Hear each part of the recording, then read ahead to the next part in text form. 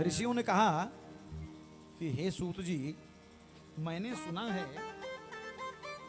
कि एक बार की बात है कि जब राजा परीक्षित को एक श्राप लगा कि आज के 7वें दिन आपको एक तक्षक आएगा जो सर्पों का राजा है, वो आपको डसेगा और आपकी अकाल मृत्यु हो जाएगी। तो ऐसा अकाल मृत्यु का श्राप लग गया। तो हमने ये श्रवण किया है महाराज सूत जी कि उन श्राप से बचाने के लिए सुखदेव जी आकर के और सुखताल रूपी स्थान पर बैठ करके राजा परीक्षित को भागवत श्रवण करा रहे हैं। और उस समय श्रवण करने के लिए देवता लोग भी आए। देवलोक से क्या लेकर के आए? बोले अपने साथ।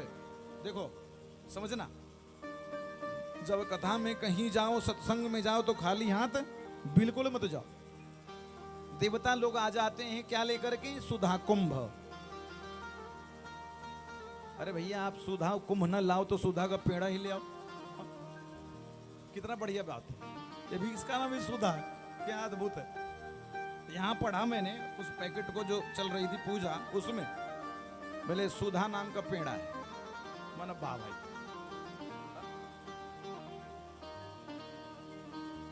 और बिहार में तो छूट के चलती है सुधा। सुधा डेयरी ही चलती है। सुधा का मतलब ही होता है अमृत। अच्छा स्वाद भी आता है। सुधा पेड़ा खाने से बंटी बड़ा अच्छा लगता है। पेड़े का स्वाद बोल रहा है कि हाँ।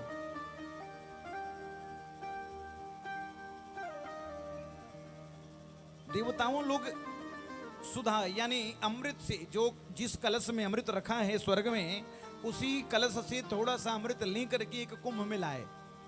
कारण उन्होंने तुरंत कहा कि हे महाराज परीक्षित जी, इनको तो अकाल मृत्यु का श्राप है और जो ये अमृत पी लेता है वो तो अमर हो जाता है। तो ऐसा क्यों न करो कि जो स्वर्ग से अमृत लाए हैं आप इन राजा परीक्षित को पिला दो। भागवत की क्या जरूरत है? और इसके बदले में जो हमने अमृत पिलाएंगे, हम जो लाए हैं, उस अमृत के बदले में आप हमें ही भागवत अमृत पिला दो। जो कथा रूपी अमृत है वो हमें पिला दो, और जो स्वर्ग वाला अमृत है हे राजा परीक्षित जी को सुखदेव जी आप पिला दो। सूत जी ने कहा कि हाँ हमने भी सुना है ऋषियों। सूत जी ने कहा जानते हो उसके बाद क्या हुआ? बोले ना वही तो मैं भी श्रवण करना चाहता हूं कि हुआ क्या। बोलो हुआ ये कि जैसे ही वो सुधा कुंभ ला करके देवता आए, आते ही उन्होंने विनिमय चालू कर दिया। विनिमय मतलब होता है व्यापार। व्यापार का मतलब होता है मैं आपके घर आऊंगा तो क्या क्या खिलाओगे, और तुम हमारे घर आओगे तो क्या क्या ले आओगे। भाई हमारे घर भी आओगे तो कुछ देना पड़ेगा ना जी। हम सब भी यही आजकल मेंटेन करते हैं। क्या उनके घर गए हैं तो न्योता 500 रुपये का डाले हैं, वो भी देख लिया उसने, डायरी में नोट कर लिया। मिश्रा जी आए थे, 500 का लिफाफा दे करके भोजन करके चले गए। वो दिमाग में डाल लिया कि हमको भी जानना है तो इतना तो जरूर देना होगा। हाँ, जबकि मिश्रा जी के मन में हो या ना हो, उसे लेना देना उसे नहीं है। वो तो व्यापार। देखो रिश्तेदारी कैसी चली गई। आज के रिश्तेदारी ये व्यापार की तरह हो गया। हाँ, अगर कुछ न आकर के दिया तो भी क्रोध आता है अंदर से। है खाली हाथ आ गया, हाँ कुछ नहीं था, नंगा था, ये खोपड़ी खराब हो जाती है। ऐसे ही ये व्यापार करने के लिए कौन आया? व्यापार के भाव से देवता लोग कि मैं जा तो रहा हूं कुछ न कुछ लेकर के, खाली हाथ नहीं जा रहा हूं, लेकिन हे सुखदेव जी इसके बदले में, यानी जो हम अमृत ला करके आपको देते हैं, इस अमृत के बदले में आप हमें कथा अमृत पिला दो, और आप ये सुधा वाला यानी स्वर्ग वाला अमृत है राजा परीक्षित को पिला दो, राजा परीक्षित अमर हो जाए।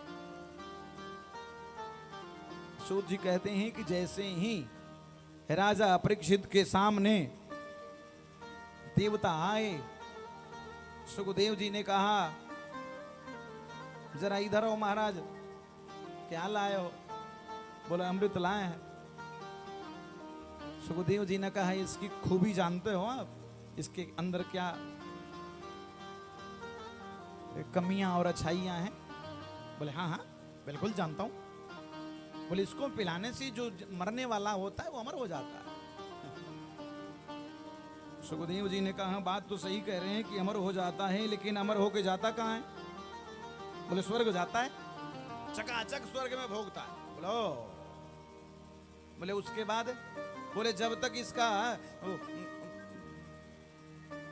पुण्य रूपी यानी अमृत से जो पीने में पुण्य प्राप्त होती है ना, उस पुण्य का जब तक बैंक बैलेंस रहता है तब तक तो स्वर्ग में रहता है। उसके बाद? बोले उसके बाद नीचे टपक जाता है।